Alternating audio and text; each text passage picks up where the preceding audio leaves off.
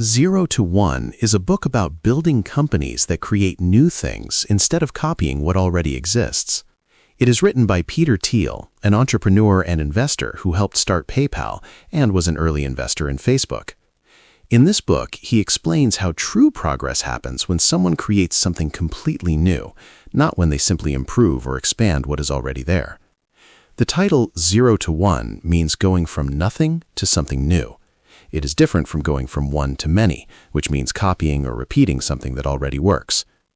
The book explores how startups can create real innovation, why competition can be harmful, how monopolies can be good for progress, how to think differently from the crowd, and how to build a strong foundation for a company that lasts. The book begins with the idea that there are two kinds of progress in the world. The first kind is horizontal progress, which means copying things that work.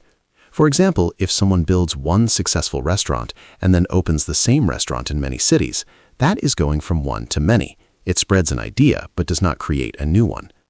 The second kind is vertical progress, which means doing something new. It means inventing a new product or a new way of doing things. That is going from zero to one. According to the author, real value in the world comes from vertical progress. Technology is the main driver of this kind of progress because technology allows us to do more with less. When we invent new tools, we change the way society works.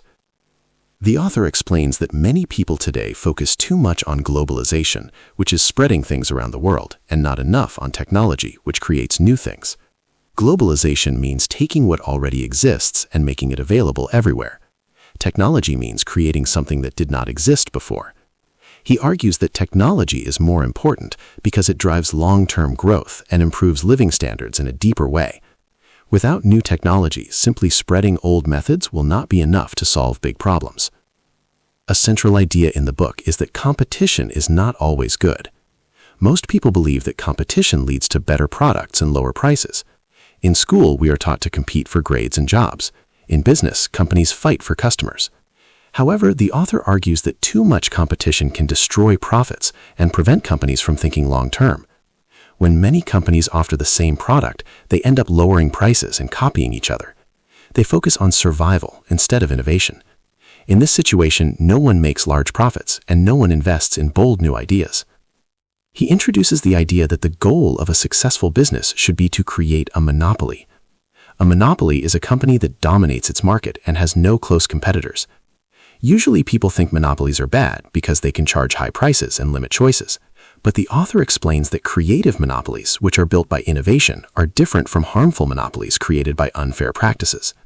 A creative monopoly happens when a company invents something so unique that no one else can offer the same value. Because it has strong profits, it can invest in research and build better products over time. Companies like this can plan for the long term instead of worrying about short-term competition.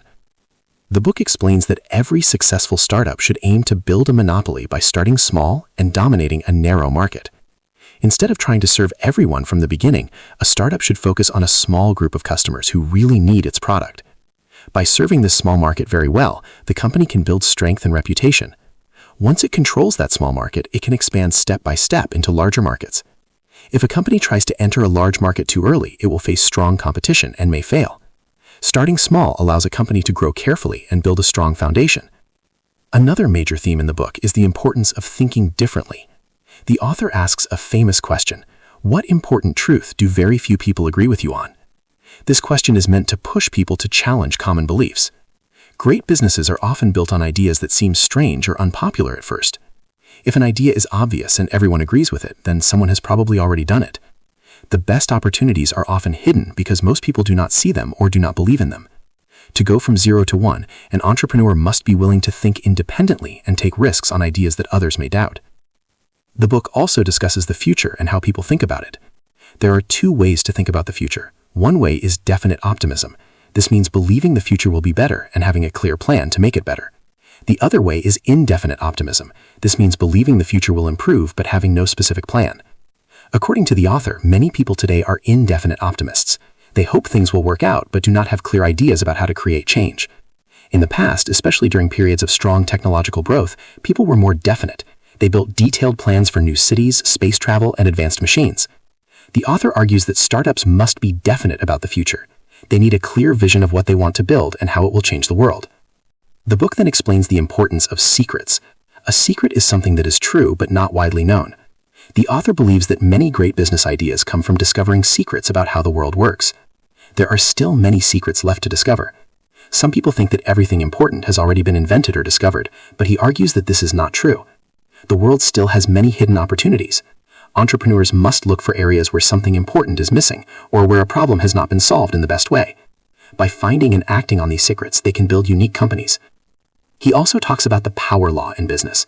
The power law means that a small number of companies create most of the value in the world. In venture capital, for example, a few investments generate most of the returns. This means that success is not evenly distributed. Because of this, investors and entrepreneurs should focus on building or backing companies that have the potential to be extremely successful, not just moderately good. A startup that becomes a monopoly in its field can be worth far more than dozens of small average businesses combined. This idea encourages people to aim high and not settle for safe but small opportunities. The author discusses the importance of strong foundations in a startup. He says that decisions made at the beginning of a company's life are very important and can shape its future. Choosing the right co-founders is one of the most important steps. Co-founders should share similar values and a common vision. If there are deep disagreements early on, they can grow into serious conflicts later. Trust is essential because building a startup is stressful and uncertain. A strong founding team increases the chances of long-term success. Ownership and incentives are also important. The book explains that people work better when they have a stake in the company. If employees own shares, they benefit directly from the company's success. This encourages them to think long-term and care deeply about the outcome. At the same time, the author warns about giving too much ownership to too many people, as this can create confusion and reduce accountability. A clear structure and clear roles help a company function effectively. The book explores the role of sales and distribution.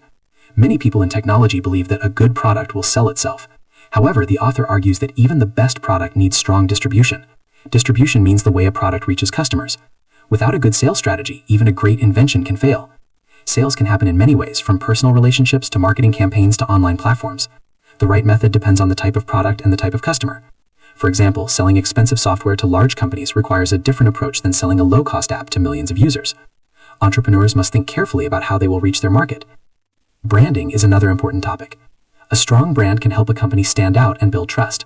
However, branding cannot replace real value. A company cannot rely only on advertising if its product is weak. True success comes from combining a strong product with a strong message. The brand should reflect the company's mission and long-term vision. The book also talks about technology and its role in shaping the future. Technology does not only mean computers and software, it means any new and better way of doing things. Even a new method of organizing people or managing resources can be considered technology. He argues that we need more bold technological progress, especially in areas like energy and transportation. While software has advanced quickly, other sectors have moved more slowly. He encourages entrepreneurs to tackle big challenges instead of only building small apps. Another key idea is that successful startups are often built around a unique insight combined with strong execution. An idea alone is not enough. The team must be able to turn the idea into reality. This requires technical skills, persistence, and adaptability. At the same time, hard work alone is not enough if the idea is weak or easily copied. A startup must combine a powerful secret insight with the ability to build something that others cannot easily reproduce. The author also reflects on the role of luck. While luck can play a role in success, he argues that relying on luck is not a good strategy. Instead of hoping for random success, entrepreneurs should focus on building definite plans and creating unique value. By thinking carefully about the future and making bold but thoughtful decisions, they increase their chances of success. The book explains that culture inside a startup matters a great deal. Early employees should believe strongly in the company's mission. A startup is not just a list and a salary, it is a group of people working together to build something new. Because startups are small at first, each person has a big impact. Hiring should be done carefully. It is better to hire slowly and choose people who truly fit the culture than to hire quickly and create problems later. The author emphasizes that every startup should ask itself a simple question: will this business still be around in 10 years? If the answer is no, then the idea may not be strong enough. A great company builds lasting value. It creates something that remains useful and hard to replace. Temporary trends are not enough. The goal should be to build a foundation that allows continuous growth and innovation. He also discusses how to identify a good market. A good market is one where a company can dominate and grow. It should be large enough to matter, but small enough at the beginning to avoid heavy competition. Timing is crucial. Entering a market too early can be risky if the technology is not ready or customers are not prepared. Entering too late can mean facing strong competitors. Finding the right moment requires judgment and understanding of trends. Throughout the book, the author challenges common ideas about business. He questions the belief that we should always follow popular paths. He argues that following the crowd leads to average results. To achieve extraordinary success, we must be willing to stand apart. This does not mean being different just for the sake of it. It means thinking deeply and independently about how the world works and where new value can be created. The book also explores the relationship between humans and machines. Rather than seeing computers as replacements for people, the author suggests that the best future comes from collaboration. Computers are good at processing data and performing repetitive tasks. Humans are good at judgment, creativity, and understanding complex situations. When technology supports human ability instead of replacing it entirely, the result can be powerful. In discussing finance and investment, the author explains that venture capital works because of the power law. Investors know that most startups will fail or produce small returns. However, a few will succeed in a very big way. This is why they are willing to take risks. For entrepreneurs, this means that building a company with huge potential is more attractive than building one that is safe but limited. The book closes by returning to the central idea of creating the future. The author argues that the future is not something that simply happens to us. It is something we build. Each new company that goes from 0 to 1 adds something unique to the world. This is how society